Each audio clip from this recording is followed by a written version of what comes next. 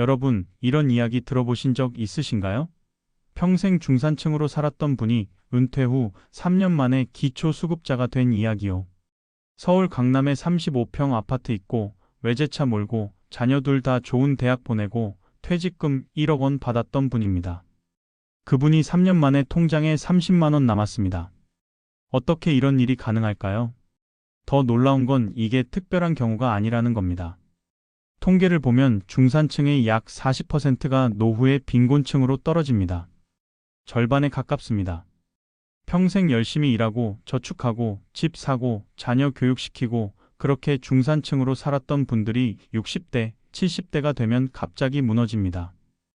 여기서 역설적인 사실이 있습니다. 처음부터 가난했던 사람보다 중산층이 더 많이 무너진다는 겁니다. 왜 그럴까요?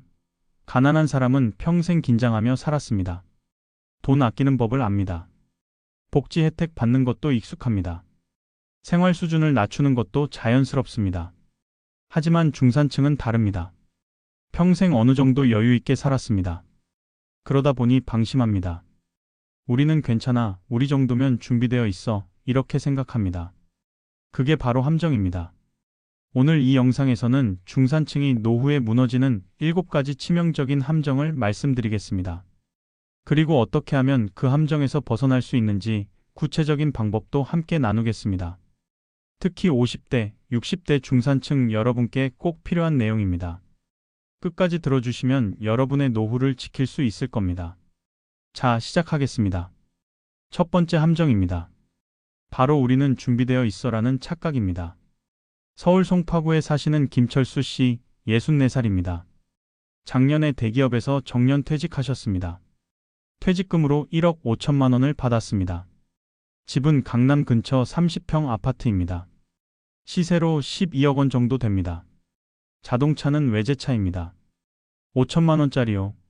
통장에 저축도 3천만 원 있었습니다. 김 씨는 생각했습니다. 우리는 준비되어 있어. 집도 있고 퇴직금도 많이 받았고 저축도 있고 국민연금도 월 100만 원 나와. 충분해. 걱정 없어. 정말 그럴까요? 김 씨는 한 번도 계산해 본 적이 없었습니다. 노후에 정확히 얼마가 필요한지요. 그냥 막연하게 생각했습니다. 우리 정도면 중상위권이야. 주변 사람들 봐도 우리가 나은 편이야. 괜찮아. 1년이 지났습니다. 김 씨는 깜짝 놀랐습니다. 퇴직금 1억 5천만 원 중에 2,500만 원이 사라졌습니다. 어떻게요? 생활비로 월 250만 원씩 1년에 3천만 원 썼습니다.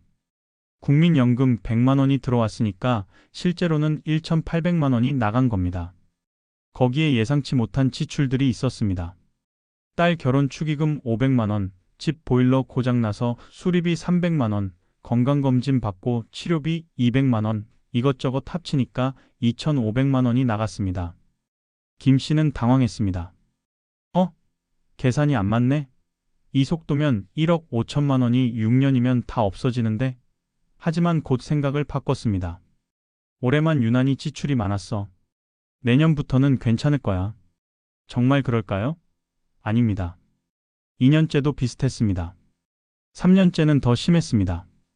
아들이 전세 보증금이 부족하다고 3천만 원을 빌려달라고 했습니다. 김 씨는 줬습니다. 내 아들인데 당연히 도와줘야지. 3년이 지났습니다. 1억 5천만 원 중에 6천만 원이 남았습니다. 9천만 원이 사라진 겁니다. 김 씨는 이제야 불안해지기 시작했습니다. 이러다가 정말 다 없어지는 거 아냐? 그래도 집이 있잖아. 집값이 12억인데 뭐. 이렇게 생각하며 스스로를 위로했습니다. 하지만 집은 팔 수가 없습니다.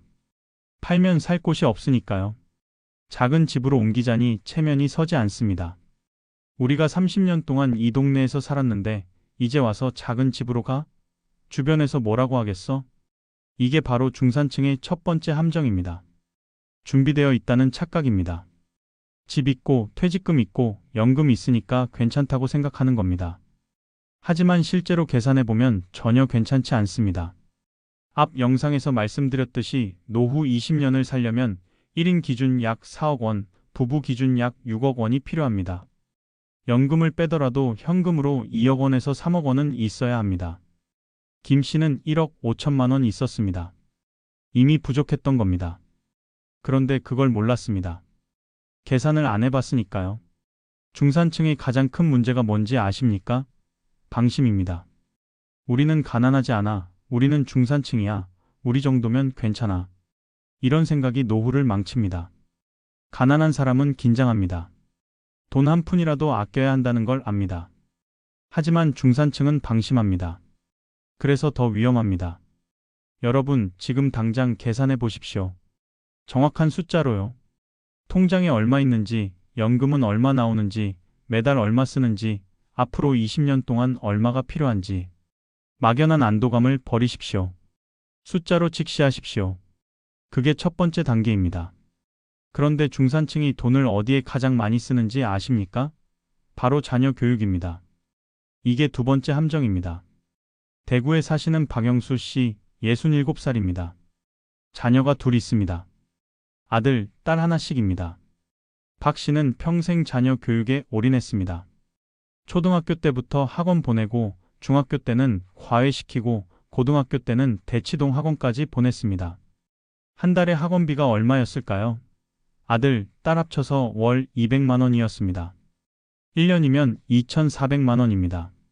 10년이면 2억 4천만 원입니다. 여기에 대학 등록금이 있습니다.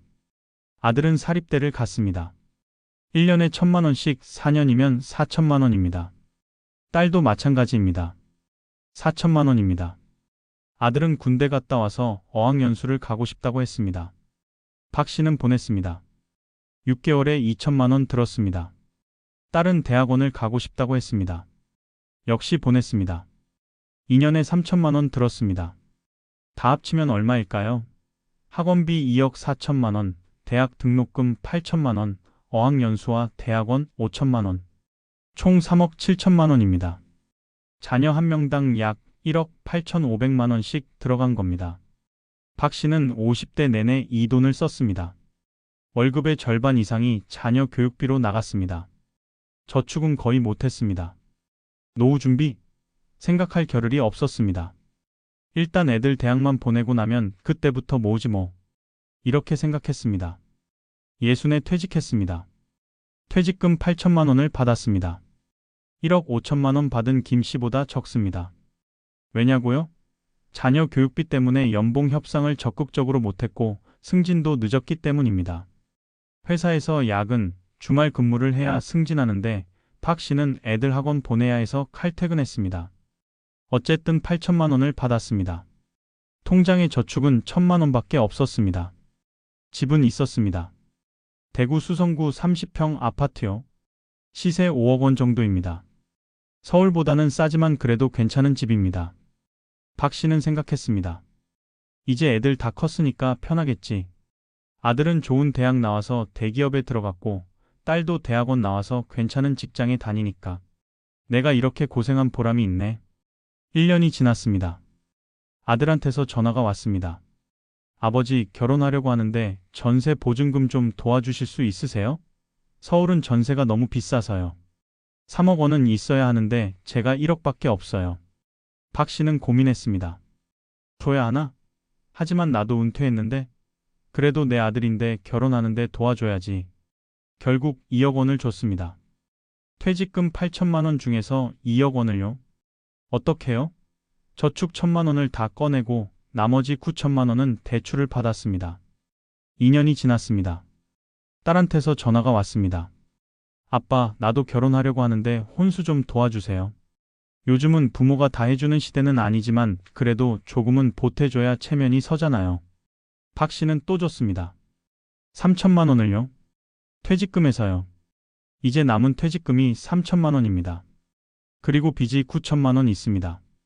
대출 이자가 월 30만 원씩 나갑니다. 국민연금은 월 70만 원 나옵니다. 생활비는 월 150만 원은 써야 합니다. 계산이 안 맞습니다. 들어오는 돈 70만 원, 나가는 돈 180만 원, 생활비 150만 원, 이자 30만 원. 매달 110만 원씩 적자입니다. 1년이면 1,320만 원입니다.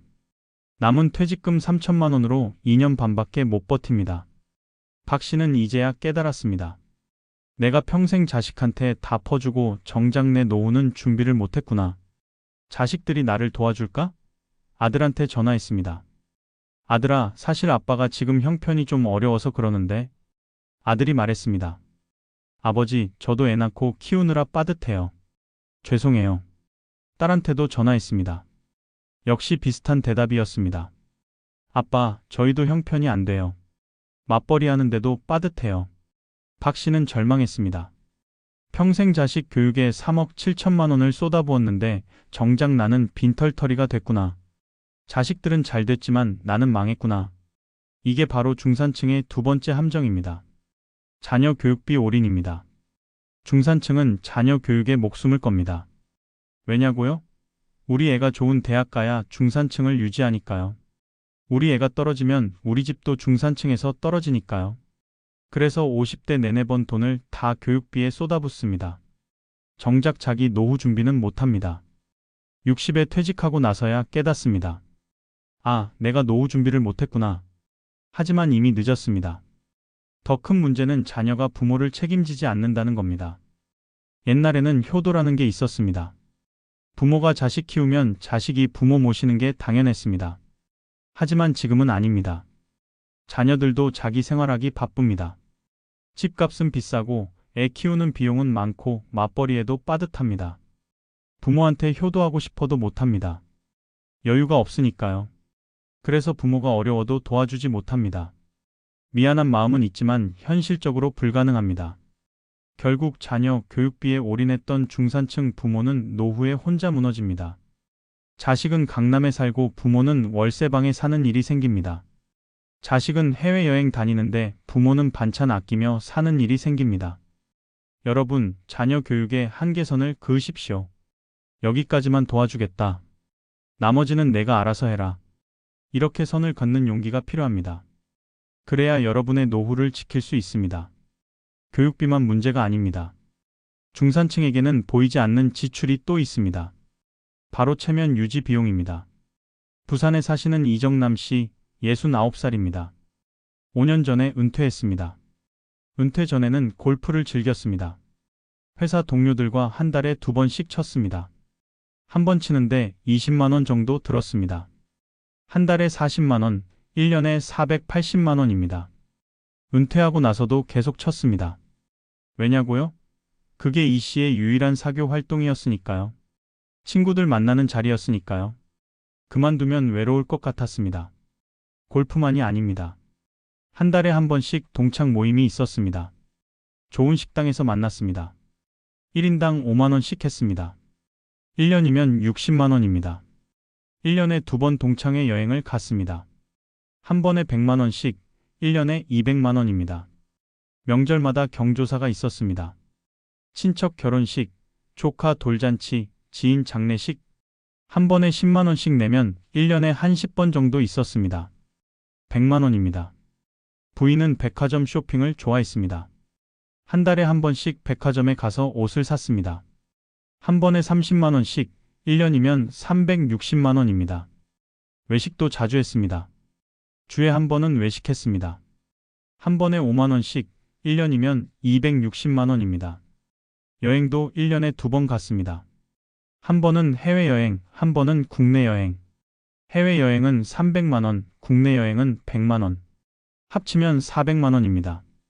다 합치면 얼마일까요? 골프 480만 원, 동창 모임 260만 원, 경조사 100만 원, 쇼핑 360만 원, 외식 260만 원, 여행 400만 원. 총 1,760만 원입니다. 월로 나누면 약 147만 원입니다. 이건 순수하게 체면 유지 비용입니다. 생활비가 아닙니다. 식비, 관리비, 전기세 이런 거 말고 추가로 나가는 돈입니다. 중산층으로 살기 위해 쓰는 돈입니다. 문제는 이 씨가 은퇴했다는 겁니다. 수입이 끊겼습니다. 국민연금 100만 원만 들어옵니다. 그런데 지출은 줄지 않았습니다. 생활비 150만 원에 체면 유지 비용 147만 원을 더하면 월 297만 원입니다. 거의 300만 원입니다. 들어오는 돈은 100만 원인데 쓰는 돈은 300만 원입니다. 매달 200만 원씩 적자입니다. 1년이면 2,400만 원입니다. 퇴직금 1억 원이 4년이면 다 없어집니다. 부인이 말했습니다. 여보, 좀 줄여야 하는 거 아니에요? 골프도 줄이고 외식도 줄이고 쇼핑도 줄이고. 이 씨가 화를 냈습니다. 우리가 그렇게까지 쪼들려 살아야 해? 평생 일했는데 은퇴하고 나서 이것도 못하고 저것도 못하면 뭐하러 살아? 사실 이 씨도 불안했습니다. 돈이 계속 줄어드는 게 보였으니까요. 하지만 줄일 수가 없었습니다. 왜냐고요? 체면 때문입니다. 골프를 끊으면 어떻게 될까요? 친구들이 물어봅니다. 야, 이 씨 요즘 왜 안 나와? 무슨 일 있어? 혹시 집안이 어려워? 이런 소리 듣기 싫었습니다. 백화점 쇼핑을 안 하면요? 부인 친구들이 물어봅니다. 언니, 요즘 옷 왜 그래? 예전에는 멋있게 입더니. 혹시 돈 없어? 이런 눈빛을 받기 싫었습니다. 해외여행을 안 가면요? 친구들이 여행 사진을 단체 카톡방에 올립니다. 우리도 가고 싶은데 못 간다고 하기 민망했습니다. 쟤네 집 망했나봐. 이런 소리 듣기 싫었습니다. 이게 바로 중산층의 세 번째 함정입니다. 체면 유지의 비용입니다. 중산층은 가난해져도 가난해 보이기 싫어합니다. 우리 정도는 이 정도는 해야지 라는 생각이 통장을 비웁니다. 실제로 어느 연구 결과를 보면 중산층 노인이 저소득층 노인보다 체면 유지 비용으로 2배 이상을 쓴다고 합니다. 저소득층은 경조사비로 5만 원 내는데 중산층은 10만 원 냅니다. 저소득층은 외식을 한 달에 한 번 하는데 중산층은 일주일에 한 번 합니다. 왜 그럴까요? 평생 그렇게 살아왔으니까요. 갑자기 생활 수준을 낮출 수가 없습니다. 주변 시선이 신경 쓰입니다. 우리 집 형편이 어렵다는 걸 남들이 알까봐 두려워합니다. 그래서 명품 가방 들고 다니면서 집에서는 반찬을 아끼는 일이 생깁니다. 외제차 몰고 다니면서 난방비 아끼려고 전기장판 쓰는 일이 생깁니다. 겉으로는 여유 있는 척하지만 속은 빈곤한 겁니다. 이 씨는 결국 5년 만에 파산했습니다. 퇴직금 1억 원이 다 없어졌습니다. 이제 국민연금 100만 원으로 살아야 합니다. 이제야 골프를 끊었습니다. 백화점 쇼핑도 끊었습니다. 해외여행도 끊었습니다. 하지만 이미 늦었습니다. 친구들은 멀어졌습니다. 돈 없는 사람과는 어울리지 않으니까요. 외롭습니다. 후회됩니다. 5년 전에 체면 버리고 생활 수준을 낮췄으면 지금쯤 5천만 원은 남았을 텐데. 여러분, 체면을 버리십시오. 생활 수준을 낮추십시오. 지금 당장요. 골프 회원권 파십시오. 외제차 팔고 경차 사십시오. 백화점 대신 이마트 가십시오. 해외여행 대신 국내 여행 가십시오. 주변에서 뭐라고 하든 신경 쓰지 마십시오. 쟤네 집 망했나봐 라고 수근거리면 어떻습니까? 실제로 망하는 것보다 낫지 않습니까?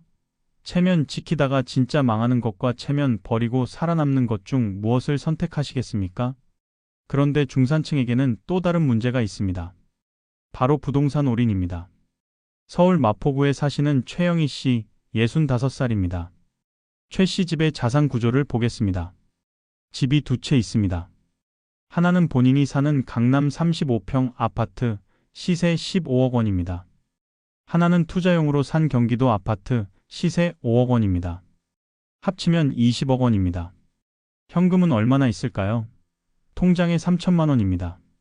주식이나 펀드는요? 없습니다. 전부 부동산입니다. 자산의 99%가 부동산입니다. 최 씨는 생각합니다. 나는 자산이 20억이야. 부자야. 노후 걱정 없어. 정말 그럴까요? 문제는 유동성입니다. 현금으로 쓸 수 있는 돈이 3천만 원밖에 없습니다. 집은 팔 수가 없습니다. 강남 집을 팔면 살 곳이 없습니다. 경기도 집은 세입자가 살고 있습니다. 전세 3억 원을 돌려줘야 팔 수 있습니다. 그런데 그 돈이 없습니다. 국민연금은 월 90만 원 나옵니다. 경기도 집에서 월세가 월 40만 원 들어옵니다. 합치면 월 130만 원입니다. 생활비는 월 200만 원 듭니다. 강남에 사니까 관리비만 월 30만 원입니다. 매달 70만 원씩 적자입니다. 1년이면 840만 원입니다. 통장에 3천만 원이 3년 반이면 바닥납니다. 최 씨는 걱정이 됐습니다. 그래서 결정했습니다. 경기도 집을 팔자. 그 돈으로 당분간 버티자 내놓았습니다. 그런데 안 팔립니다. 6개월이 지나도 안 팔립니다. 부동산 중개업소에서 말합니다. 어르신, 요즘 지방은 집이 안 팔려요. 인구가 줄어서요. 가격을 더 내리셔야 해요. 최 씨가 물었습니다. 얼마나요? 4억 5천 정도면 팔릴 것 같아요. 4억 5천? 5억짜리를 4억 5천에 팔라고? 5천만 원 손해보라고? 최 씨는 거절했습니다. 안 팔아. 기다리면 오를 거야. 집값은 항상 올랐잖아. 1년이 지났습니다. 역시 안 팔렸습니다. 통장은 계속 줄어들었습니다. 이제 2천만 원 남았습니다. 불안합니다. 경기도 집을 4억에 내놓았습니다. 급매로요. 그래도 안 팔립니다. 1년 반이 지났습니다. 통장에 1천만 원 남았습니다. 공포가 밀려옵니다. 이대로 가다간 큰일 나겠는데. 경기도 집을 3억 5천만 원에 내놓았습니다. 1억 5천만 원 손해를 보는 겁니다. 그제야 팔렸습니다. 세입자한테 전세금 3억 원을 돌려줬습니다. 남은 돈이 5천만 원입니다. 최 씨는 한숨을 쉬었습니다. 휴, 이제 좀 숨통이 트이겠네. 정말 그럴까요? 5천만 원으로 얼마나 버틸 수 있을까요? 매달 70만 원씩 적자입니다. 5천만 원이면 71개월, 약 5년 11개월입니다. 6년이 안 됩니다. 최 씨는 71살입니다.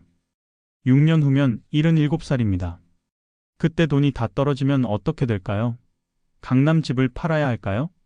팔면 어디서 살까요? 이게 바로 중산층의 네 번째 함정입니다. 부동산 올인입니다. 중산층은 자산의 대부분을 부동산에 묶어둡니다. 왜냐고요?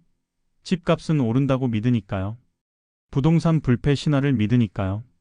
실제로 지난 40년 동안 부동산은 계속 올랐습니다. 특히 서울 강남은요. 그래서 중산층은 집을 사면 무조건 이익이라고 생각했습니다.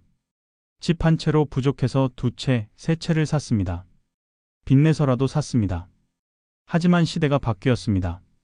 인구가 줄어듭니다. 특히 지방은 인구가 급격히 줄어듭니다. 집이 남아돕니다. 수요보다 공급이 많습니다. 가격이 떨어집니다. 서울도 안심할 수 없습니다. 강남 빼고는 다 위험합니다. 강북, 경기도는 이미 떨어지기 시작했습니다. 앞으로 10년, 20년 후에는 서울도 어떻게 될지 모릅니다. 문제는 유동성입니다. 집은 당장 현금으로 바꿀 수 없습니다. 팔려고 내놓아도 안 팔립니다. 급매로 내놓으면 손해를 봅니다. 그 손해를 감수할 수 없어서 계속 기다립니다. 기다리는 동안 통장은 바닥이 납니다. 결국 집은 10억 원인데 생활비가 없어서 굶는 일이 생깁니다. 집은 두 채인데 병원비가 없어서 치료를 못 받는 일이 생깁니다. 종이 위에 부자, 실제로는 빈곤층. 이게 부동산 올인의 결말입니다. 여러분, 부동산을 정리하십시오.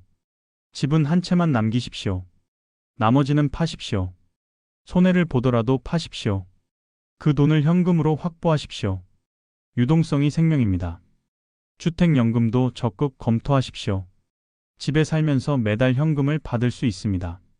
3억짜리 집이면 월 90만 원 정도 받을 수 있습니다.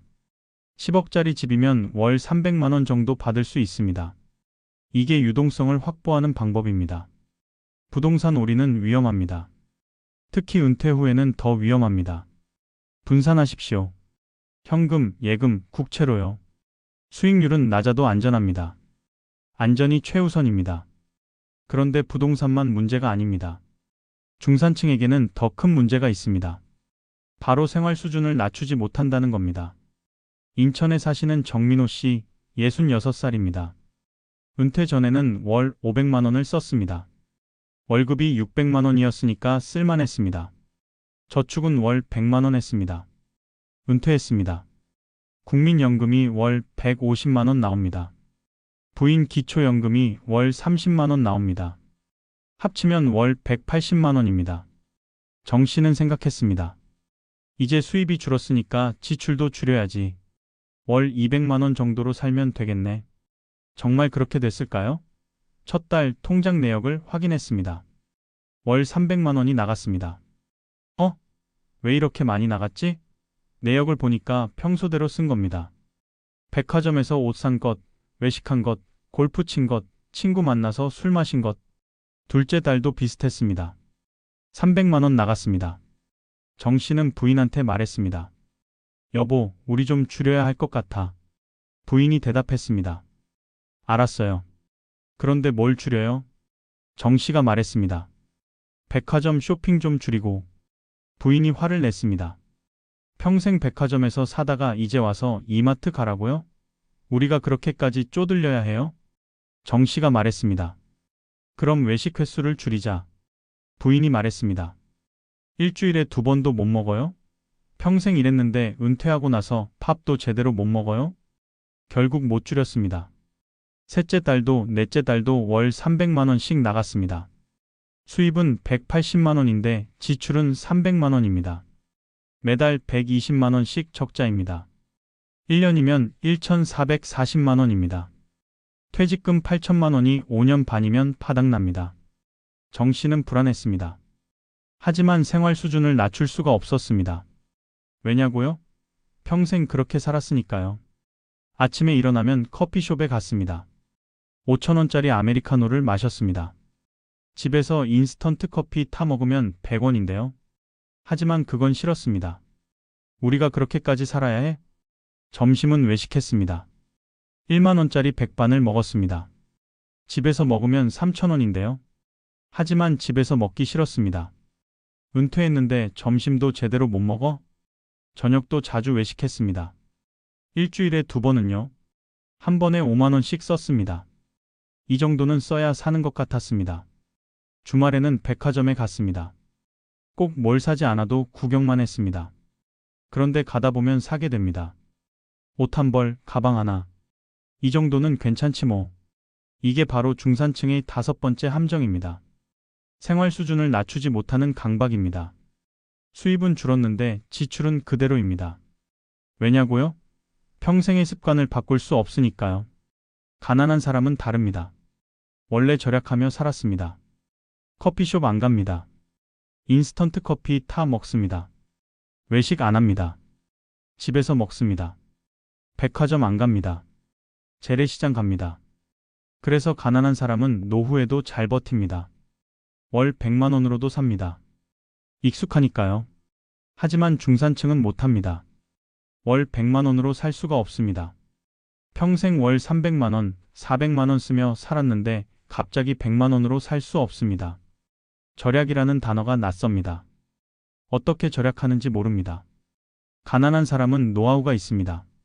마트 세일할 때만 갑니다. 할인 쿠폰을 모읍니다. 1 더하기 1 행사를 노립니다. 유통기한 임박 상품을 삽니다. 중산층은 그런 거 모릅니다. 평생 정가 주고 샀습니다. 세일을 기다린 적이 없습니다. 할인 쿠폰 같은 거 관심 없었습니다. 이제 와서 그걸 하자니 자존심이 상합니다. 결국 매달 적자입니다. 저축 깨먹고 퇴직금 깨먹고 몇 년 지나면 바닥입니다. 그제야 생활 수준을 낮춥니다. 하지만 이미 늦었습니다. 돈이 다 없어졌으니까요. 여러분, 지금 당장 생활 수준을 낮추십시오. 수입에 맞게 사십시오. 은퇴 전에 월 500만 원 썼다고 은퇴 후에도 500만 원 쓸 수 없습니다. 수입이 100만 원이면 100만 원에 맞춰 사십시오. 커피숍 가지 마십시오. 집에서 커피 타 드십시오. 외식 줄이십시오. 집에서 드십시오. 백화점 가지 마십시오. 이마트 가십시오. 이게 생존입니다. 자존심? 체면? 그런 거 다 버리십시오. 살아남는 게 먼저입니다. 굶어 죽는 것보다 자존심 버리고 사는 게 낫지 않습니까? 그런데 이 모든 걸 한 방에 날려버리는 게 있습니다. 바로 잘못된 투자와 사기입니다.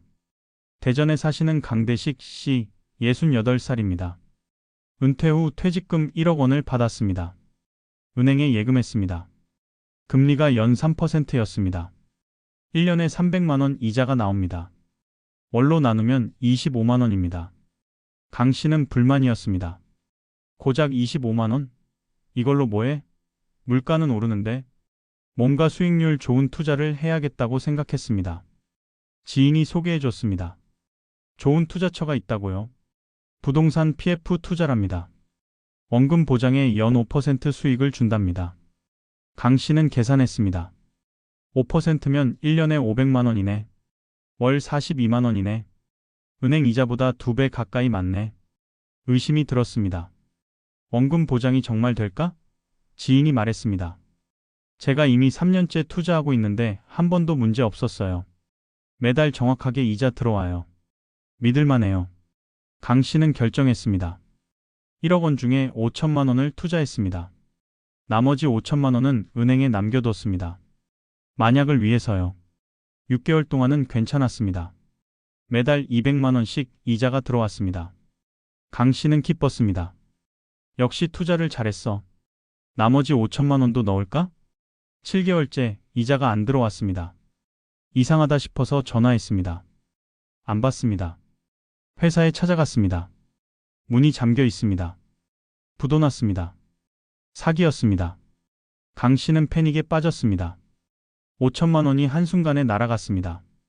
경찰에 신고했습니다. 하지만 돈을 찾을 가능성은 거의 없답니다. 사기범들은 이미 돈을 빼돌렸답니다. 강 씨는 절망했습니다. 1억 원 중에 5천만 원이 날아갔습니다. 남은 돈 5천만 원으로 어떻게 살아야 할까요? 매달 100만 원씩 쓴다고 해도 42개월, 3년 반밖에 못 버팁니다. 이게 바로 중산층의 6번째 함정입니다. 잘못된 투자와 사기입니다. 왜 중산층이 사기에 잘 당할까요? 몇 가지 이유가 있습니다. 첫째, 돈은 있는데 금융 지식은 없습니다. 평생 월급만 받고 살았습니다. 투자 경험이 없습니다. 주식, 펀드, 부동산 PF 이런 거 잘 모릅니다. 그래서 사기꾼들이 그럴듯하게 말하면 속습니다. 둘째, 은행 금리에 불만족합니다. 3%로는 만족할 수 없습니다. 더 높은 수익을 원합니다. 욕심이 생깁니다. 그 욕심을 사기꾼들이 노립니다. 셋째, 믿을 만한 사람이 소개하면 믿습니다.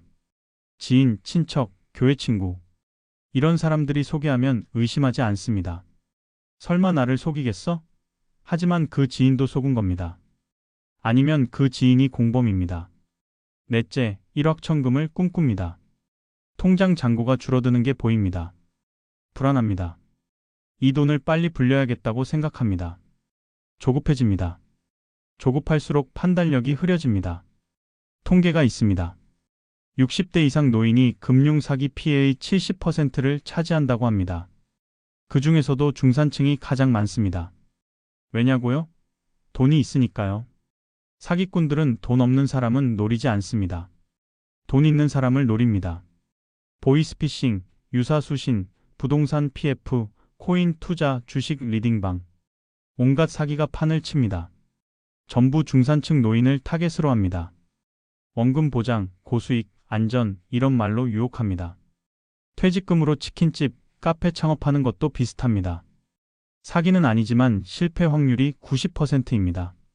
경험도 없는 60대가 창업하면 10중 8구 망합니다.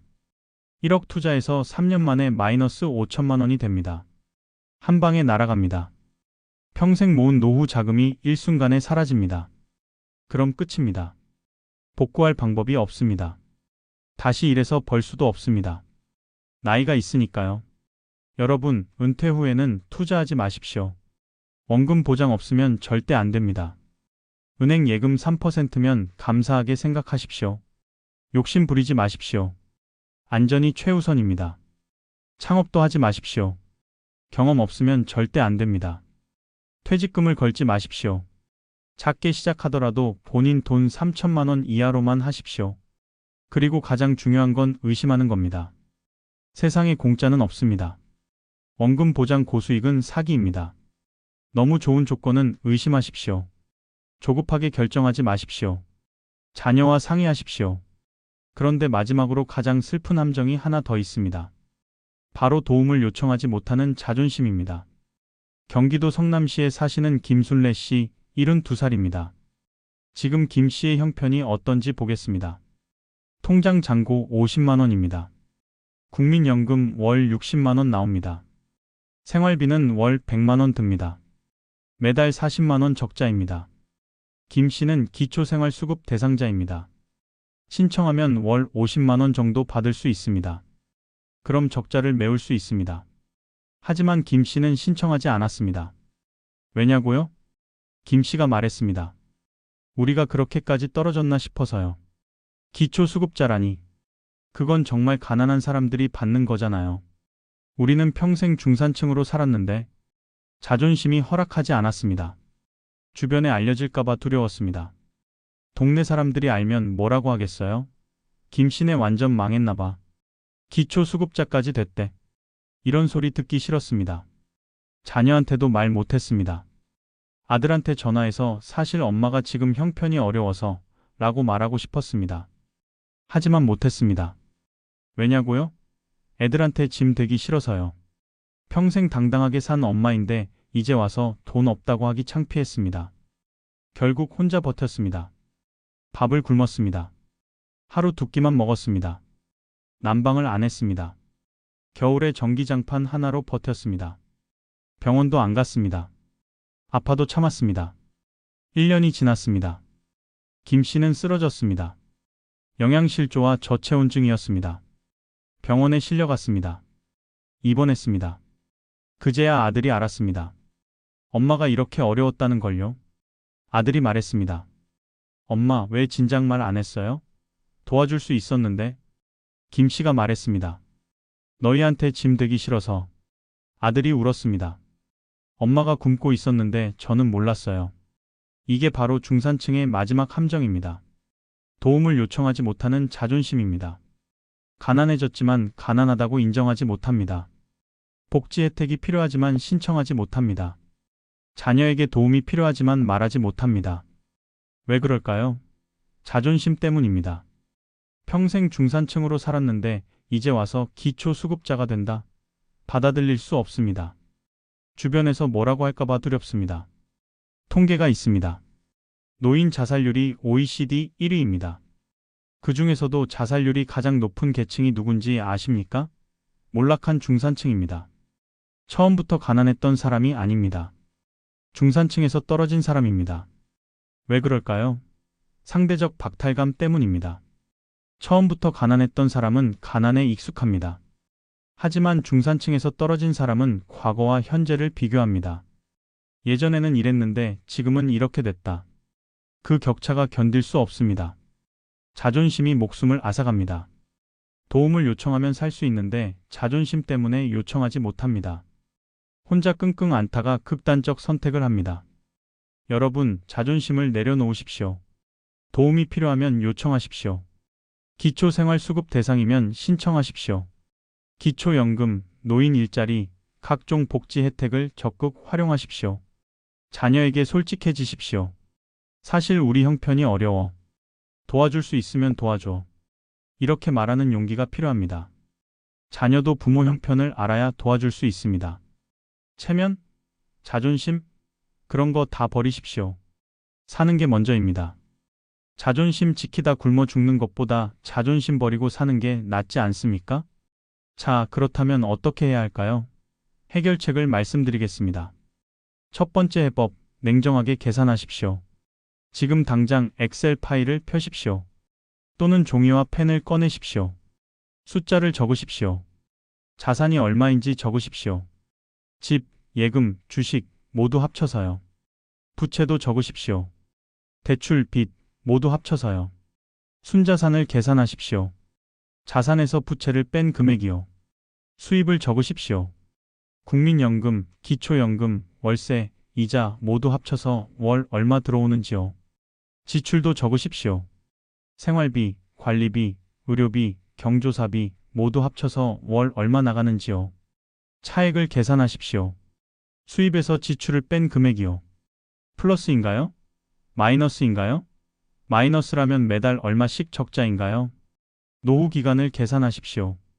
예를 들어 지금 65살이고 90까지 산다고 가정하면 25년입니다. 25년 동안 총 얼마가 필요한가요? 현재 순자산과 비교하십시오. 부족한가요? 남는가요? 정확한 숫자를 확인하십시오. 이게 첫 번째입니다. 막연한 안도감을 버리고 숫자로 직시하는 겁니다. 우리는 괜찮아 라는 착각에서 벗어나는 겁니다. 두 번째 해법, 자녀 교육비의 한계선을 그으십시오. 무한정 투자하지 마십시오. 대학까지만 또는 학부까지만 이렇게 선을 그으십시오. 대학원은 본인이 알아서 하라고 하십시오. 유학도 본인 돈으로 가라고 하십시오. 결혼 자금도 일정 금액까지만 도와주십시오. 자녀와 솔직하게 대화하십시오. 우리 형편이 이래서 여기까지만 도와줄 수 있어. 미안하지만 이해해줘. 자녀도 알아야 합니다. 부모가 무한정 지원해줄 수 없다는 걸요. 세 번째 해법, 체면을 버리십시오. 생활 수준을 낮추십시오. 구체적으로 어떻게요? 골프 회원권을 파십시오. 월 40만 원 아낄 수 있습니다. 외제차를 파십시오. 경차를 사십시오. 보험료, 유류비 합쳐서 월 50만 원 아낄 수 있습니다. 백화점 쇼핑을 끊으십시오. 이마트로 가십시오. 월 30만 원 아낄 수 있습니다. 외식 횟수를 절반으로 줄이십시오. 월 10만 원 아낄 수 있습니다. 해외여행을 끊으십시오. 국내 여행으로 바꾸십시오. 1년에 200만 원 아낄 수 있습니다. 다 합치면 얼마일까요? 월 130만 원, 1년에 1,560만 원입니다. 10년이면 1억 5,600만 원입니다. 엄청난 돈입니다. 네 번째 해법, 부동산을 정리하십시오. 집은 한 채만 남기십시오. 나머지는 파십시오. 손해를 보더라도 파십시오. 그리고 다운사이징을 고려하십시오. 35평에서 20평으로 옮기십시오. 차익이 남습니다. 그 돈을 현금으로 확보하십시오. 주택연금을 검토하십시오. 집값의 일정 비율을 매달 연금으로 받을 수 있습니다. 유동성을 확보하는 좋은 방법입니다. 다섯 번째 해법, 지출 패턴을 바꾸십시오. 중산층용 절약법을 배우십시오. 마트 전단지를 확인하십시오. 세일 품목을 확인하십시오. 할인 쿠폰을 모으십시오. 유통기한 임박 상품을 사십시오. 반값입니다. 커피숍 대신 집에서 커피를 타 드십시오. 하루 5,000원, 한 달이면 15만 원 아낍니다. 외식 대신 집에서 해 드십시오. 일주일에 한 번만 외식하십시오. 명품 대신 일반 브랜드를 사십시오.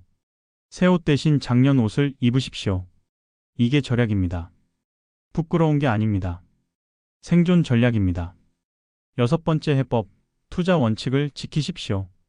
은퇴 후에는 안전 투자만 하십시오. 은행 예금, 국채, 이게 전부입니다. 3%면 감사하게 생각하십시오. 원금 보장 없으면 절대 하지 마십시오. 고수익 투자는 사기라고 생각하십시오. 창업도 하지 마십시오. 경험 없으면 망합니다. 의심하십시오. 너무 좋은 조건은 사기입니다. 조급하게 결정하지 마십시오. 자녀와 상의하십시오. 전문가와 상담하십시오. 일곱 번째 해법, 자존심을 내려놓으십시오. 복지 혜택을 적극 활용하십시오. 기초생활수급, 기초연금, 노인 일자리, 의료비 지원 모두 확인하십시오. 자격이 되면 신청하십시오. 부끄러운 게 아닙니다. 당신의 권리입니다. 평생 세금 냈습니다. 이제 받을 차례입니다. 자녀에게 솔직해지십시오. 형편이 어려우면 말하십시오. 도움이 필요하면 요청하십시오. 자녀도 부모를 돕고 싶어 합니다. 하지만 부모가 말하지 않으면 모릅니다. 오늘 우리가 나눈 이야기를 정리하겠습니다. 중산층이 노후에 무너지는 7가지 함정이 있습니다. 첫째, 우리는 준비되어 있어라는 착각. 둘째, 자녀 교육비 올인. 셋째, 체면 유지 비용. 넷째, 부동산 올인. 다섯째, 생활 수준을 낮추지 못함. 여섯째, 잘못된 투자와 사기. 일곱째, 도움을 요청하지 못하는 자존심. 이 7가지가 중산층을 무너뜨립니다. 평생 열심히 일하고 저축하고 중산층으로 살았던 분들이 노후에 빈곤층으로 떨어지는 이유입니다. 반대로 살아남는 중산층도 있습니다. 어떤 사람들일까요? 현실을 직시한 사람들입니다. 냉정하게 계산한 사람들입니다. 자녀 교육비의 한계를 그은 사람들입니다. 체면을 버린 사람들입니다. 생활 수준을 낮춘 사람들입니다. 안전하게 투자한 사람들입니다. 자존심을 내려놓은 사람들입니다. 지금 이 순간이 가장 빠른 시간입니다. 50대라면 지금 당장 준비를 시작하십시오. 60대라도 늦지 않았습니다. 지금이라도 시작하십시오. 가장 중요한 건 착각을 버리는 겁니다. 우리는 괜찮아 해서 우리도 준비해야 해로 바꾸는 겁니다. 이 마음가짐의 전환이 여러분의 노후를 지킬 겁니다. 중산층의 진짜 힘은 뭘까요? 아직 시간이 있다는 겁니다. 아직 자산이 있다는 겁니다. 조정할 여지가 있다는 겁니다. 그 여지를 활용하십시오. 지금 당장요. 체면보다 생존이 먼저입니다. 자존심보다 현실이 먼저입니다. 준비하는 중산층은 무너지지 않습니다. 오히려 품위 있는 노후를 보낼 수 있습니다. 여러분의 평온하고 품위 있는 노후를 진심으로 응원합니다. 오늘도 들어주셔서 감사합니다.